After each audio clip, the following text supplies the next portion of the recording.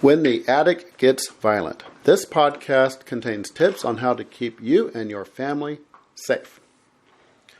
Addiction can cause seemingly rational people to become irrational and violent. Although any type of addiction can trigger violence, those most likely to impair judgment, like drug and alcohol addictions, are most often linked to addiction-related violence. Numerous studies have shown that substance abuse does not cause domestic violence. Substance abuse and domestic violence, however, often co-occur, and addiction can cause abuse to be more violent and result in more severe injuries to those who are abused.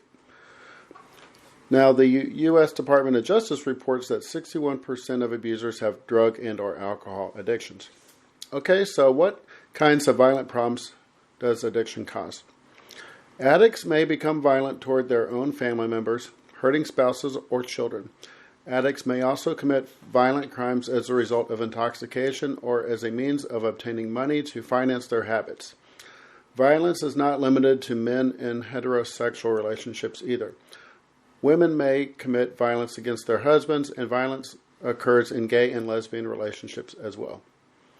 Okay, so what can I do if I am the victim of addiction-related violence? Okay, let's look at some non-legal resources first. One of the most important things a person experiencing violence from an addict can do is to remove themselves and any children from the situation. Although you may love the addict, staying in the relationship or in a home is dangerous because of the impaired judgment that characterizes addiction. Because addiction and violence are linked, it is difficult to know what may cause violence in the home. Does it happen while the person is inebriated? Does violence occur when a person cannot get a daily fix and begins to experience withdrawal? Some drugs like methamphetamines lead addicts to become paranoid and violent. If you are not around the addict cannot physically hurt you. Many towns have shelters and safe houses dedicated to serving women and children who are victims of abuse.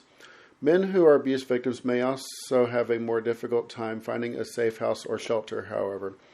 Victims may also contact a crisis center or hotline that specializes in domestic abuse. Counselors who are affiliated with these services may also be able to speak to the victim about the abuser's substance use and addiction. Okay, that was the non-legal resources. Now let's talk about legal resources.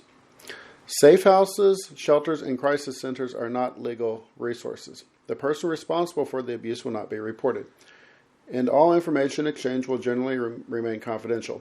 Importantly, however, victims of abuse do have legal avenues that they can take.